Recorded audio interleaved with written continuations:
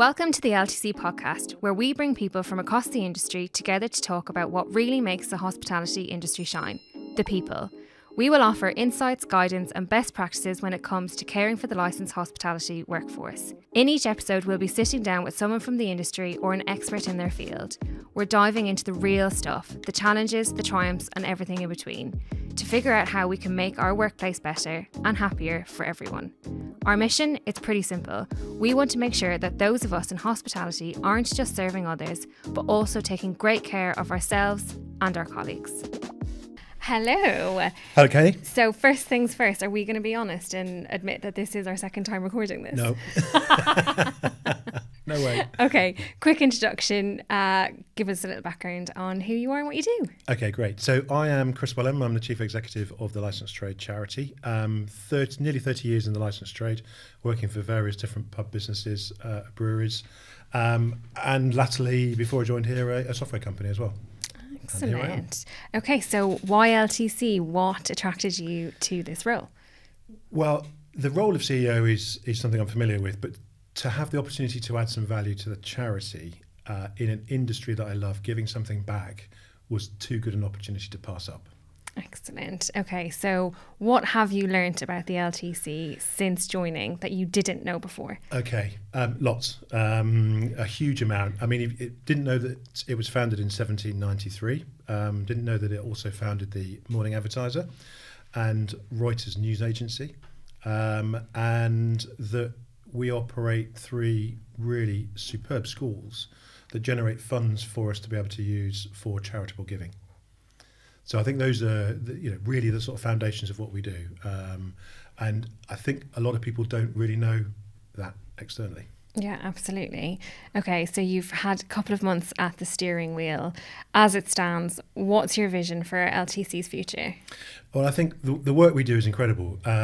We have come up with a new mission statement, which is effectively our core purpose, which is transforming lives and unleashing potential. And in essence, the strategy is that we want to do so much more of that to reach so many more people and so many more pupils to be able to do the good things that we can do. That, in a nutshell, is our strategy. So it's a growth strategy. And I'm really pleased that we are down the track on that now. And our trustees have been superb in providing the support to sign that off with us as a board. So that's great. So LTC is very much a support net for people working in licensed hospitality. Why is wellbeing so important for businesses? Why should it be a priority? Yeah, I mean, it's a key part of what we do in terms of our charitable services. I think for businesses, people are obviously at the heart of what businesses do. People buy from people, and having a healthy, motivated, engaged workforce is critical. It's good for productivity, it's good for retention, it's good for attraction. It's good to create the kind of culture that you want to see in a workplace where people want to be and they want to work for those kind of organisations where well-being is considered a really important thing. At the charity, we do an awful lot in that space in terms of supporting people in the licensed trade from all walks of life with their well-being, and I think that's really helpful for the businesses that they work for. Absolutely. And last year LTC saw a 43% increase in calls to the helpline. Can you give a little bit of a flavour for kind of the things that people are ringing up to seek support for? Yeah, sure. I mean, to start with, UK PLC has caused us some problems with people's finances, clearly. Cost of living crisis coming out of COVID as well. So we get a lot of people ringing the helpline who've got debt issues, or they want some financial guidance or somewhere to be that they can go to help them with organising their money. And those debt issues also manifest themselves in other issues. There might be relationship issues, which we also get quite a few people phoning our helpline on, needing counselling for relationships. Very sadly, we get the occasional abusive relationship call, which we need to deal with. And then there are other people who ring us to say, I'm looking for support in terms of education or employment. And there are examples of people who we've supported through advice and also then tangibly with things like equipment for taking on a chef role. So there's a whole host of things that we do, not least counselling for mental well-being. And if you phone our helpline, you can speak to a trained counsellor any time of the day, which is really Incredible. great. Yeah. We also do financial grants, so people that are in financial distress, we can also provide them with some tangible support. So if you've done more than 5 years continuous service, you'll be eligible for a grant of continuous service in the trade. And again, I don't think that's widely known, but the helpline itself, in terms of all those things that we do, is available 24/7, 7 days a week. Excellent. So I guess over your time over the last few months, you'll have seen quite a few cases come through the Charity Services Committee meeting. Yeah. I guess maybe if you could explain that committee meeting and what happens, and Sure. maybe just a case that might like just stand out to you to kind of demonstrate the level of support that we can help with. Sure. I mean, the governance structure at the charity means that if we're giving financial grants that are of a sizable value, they need to go to our trustee committee, which is run by our trustees, and also members of our charitable services team sit on that, as do I. And there is one case that I do recall very vividly of a beneficiary. We'll call her Melanie, for argument's sake. The story was quite harrowing. Her father passed away, and her mother was very ill. So she was dealing with that grief and also trying to support her mother. But at the same time, she had a very sick child who was in hospital. And because she'd come out of a relationship, she was also in debt. So it was a real compounded issue in a number of ways. So she was dealing with grief and then looking at, looking after the welfare of her son. And it was really quite harrowing because you read what she was going through. And the committee, we debated this and came to the conclusion that she needed some, not just financial support for getting her to and from the hospital, and to enable things to happen for her son and her son to come out of hospital. But in terms of the grief she was going through, some counselling and also some advice on how she could care for her mother. So a really awful one. And it just demonstrates what a lifeline the LTC can be. Absolutely. For people who, are, really, really struggling.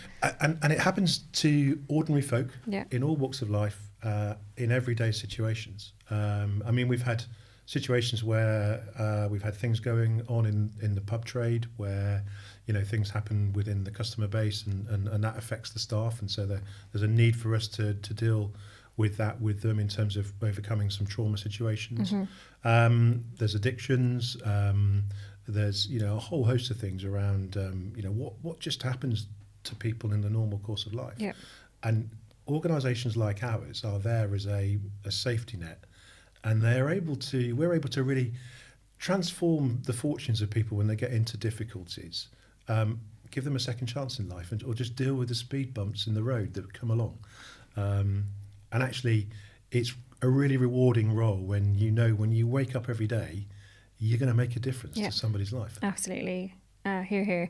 And I think it's really reassuring to know that there are organisations out there who are just willing to help. And so I guess, we just need more people to know about the LTC so that we can help more people, right? Absolutely. And our last recorded analysis of that said that 1 in 4 people within the trade knew about us. And we really need to reach more people. Mm-hmm. And if we are to grow the amount of charitable giving that we're doing, create more funds to be able to provide that charitable giving, we need more people to come to us to be able to service that demand. They'll only do that if they've heard about us and the services that we can provide. So our message needs to get out there in terms of we are a valuable source for people to call upon, and we've got a lot of work to do. Yep. So what would you say to somebody in the industry who's struggling right now? Oh, crikey, don't suffer in silence, please. Talk to somebody, talk to us, share it. Problem shared is a problem halved. The LTC is there 24/7 on the helpline 0808 801 0550. Ring that number, or you can get to us through the website, licencedtradecharity.org.uk, or just speak to a colleague, because actually from the 1st of October we'll be able to do a refer a colleague capability. So if you've got concerns about somebody, you can refer them to us and then we will ring them confidentially. Don't sit there and do nothing. So if somebody wanted to get involved with the LTC who hasn't yet done so, what's on offer? How can people get involved? Yeah, I mean, there's a number of ways. There's obviously fundraising events that happen. There is the two iconic cycle rides. There's hospitality rides, which has been driven by Katie, and this year's 2025's ride is going to be in Taiwan, which is incredible. I think that's fully subscribed. Yes. The one that I think we might have places open for still, though, is in the Lake District in June in 2025, and that is peddling to pubs. So contact us. You can happily take part in that, which we'd love to have you on board with. You need to raise about £1,500. That covers all your expenses and then contribute some money to the charities. It's not just ours, it's the only Paving the Way charity as well. So we're doing it in conjunction with the great work that Greg and the team do there. Or if you're thinking of doing a fundraising event of any sort, give us a call and we can help you. We can help advise how that can work. We can help you set it up. Yep. And you can get involved in a host of ways. We are bringing out a new thing coming soon, which is called Friends of. So if you want to become a Friends of the Licensed Trade Charity, that will help you to receive regular information about what we do, and just build up that sort of community of people that are interested in supporting people who need help in the licensed trade. Yeah, and I guess the more people that get involved and kind of learn a thing or two about the LTC, that also then helps us with our awareness, because if anyone can, is out and about in the trade and who can kind of spread the word a little bit, we will bite their arm off for that. We will indeed. That is that's great news. Yeah. Excellent. Well, thank you very much. That was very insightful. That's my pleasure. Thank you. Thank you.